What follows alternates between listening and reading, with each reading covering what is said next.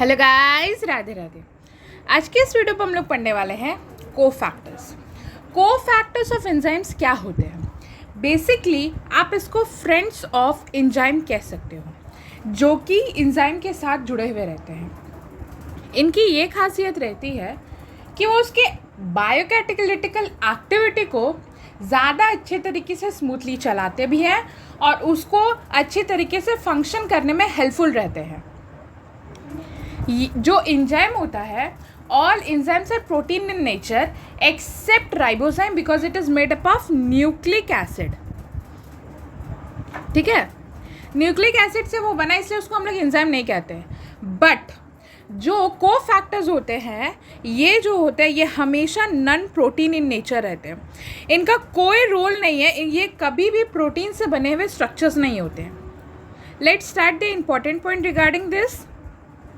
Enzyme जो रहता है उसमें एक प्रोटीन पार्ट होता है जिसको हम लोग एपो एंजाइम से टर्म करते हैं, और जो नॉन प्रोटीन पार्ट होता है उसी को हम लोग कोफैक्टर बोलते हैं, which is the friend of protein part of the enzyme. ये बेसिकली क्या होते हैं, पूरा एक एंजाइम बनाते हैं। एंजाइम जो है वो पूरा का पूरा प्रोटीन से बना हुआ नहीं रहता है। It is made up of a compound known as cofactor which is non protein in nature and it forms a complete enzyme that is known as holoenzyme. ये जो होलो एंजाइम है और एपो एंजाइम है, इसमें confuse मत होना, क्योंकि enzyme में बेसिकली कंफ्यूज हो जाओगे नाम्स में। Apoenzyme and cofactor terms to holoenzyme, जो कि नीट का पूछा गया क्वेश्चन है। नेक्स्ट इज नॉन प्रोटीन क्या क्या हो सकते हैं। नॉन प्रोटीन ऑर्गेनिक कंपाउंड्स भी हो सकते हैं जिसके अंदर प्रोस्टेटिक ग्रुप्स आते हैं और को एंजाइम्स आते हैं। को फैक्टर को एंजाइम अंतर होता है, और मेटल आयंस आते हैं जो कि एक एक्टिवेटर्स का काम करते हैं। अगर ये प्रेजेंट नहीं होती है एक एंजाइम में, तो उसका जो कैटालिटिकल रोल वो प्ले कर रहा है उस रिएक्शन में, वो नहीं होता है, वो लॉस्ट हो जाता है।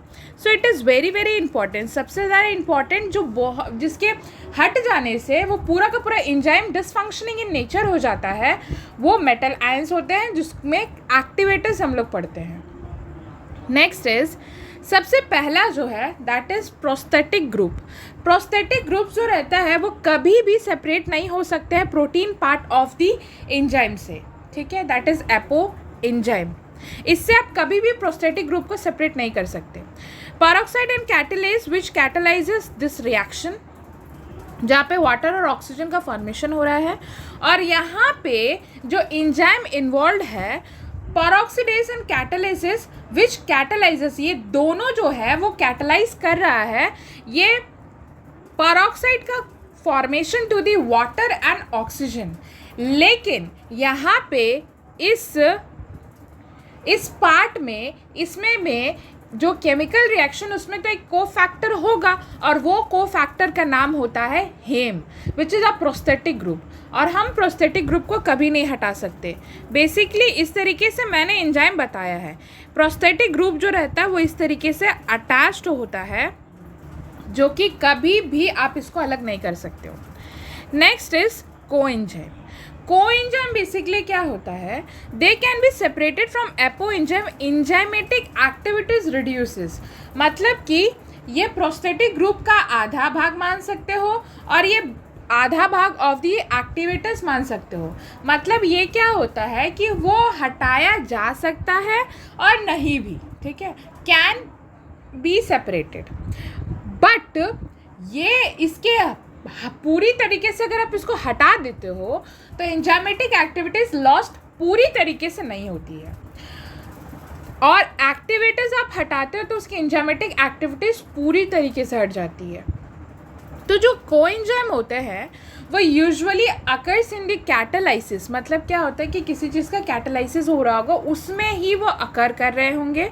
For an example vitamin, coenzyme nicotinamide adenine dinucleotide and contain vitamin niacin. तो ये जो NADP होता है, जिसका फुल फॉर्म जो है that is nicotinamide adenine dinucleotide, ये बेसिकली हम लोग प्लांट्स जब पढ़ते हैं, प्लांट्स को बहुत अच्छे तरीके से पढ़ते हैं, तो उसमें क्या होता है कि ये बेसिकली ATP को स्टोर करने वाला मॉलिक्यूल्स रहता है।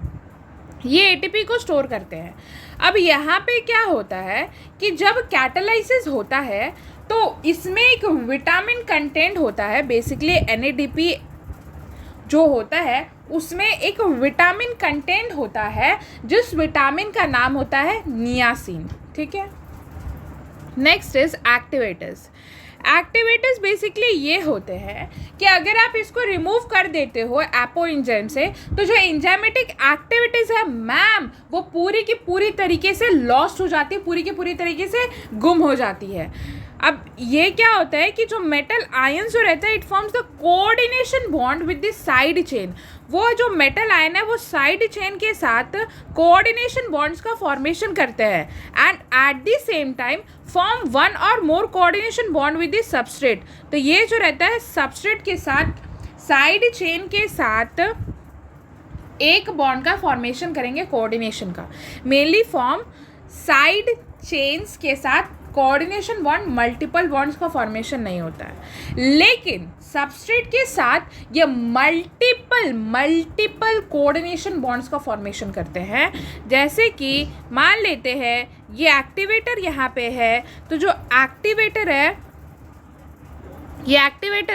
तो ये सबस्ट्रेट यहाँ पे आकर जुड़ेगा, तो जो कोऑर्डिनेशन बॉन्ड ये बनाएगा सबस्ट्रेट के साथ वो मेनी होगा, और जिसके साथ साइड चेन मतलब एंजाइम के साथ जिससे वो जुड़ा है, जो भी मॉलिक्यूल ऑफ द एंजाइम के साथ वो जुड़ा हुआ है उसके साथ वो कोऑर्डिनेशन बॉन्ड्स का फॉर्मेशन करेगा, but it is not going to be multiple.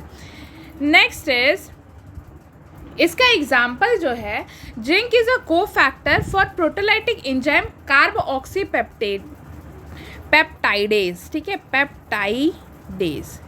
जो जिंक है वो एक तरीके का को फैक्टर होता है for proteolytic enzyme carboxy peptidase. ये को फैक्टर रहता है जिंक, ठीक है। ये एक तरीके का मेटल आयन का काम करता है जिसको हम लोग एक्टिवेटर्स कहते हैं। So this is all for the को फैक्टर्स। Thank you.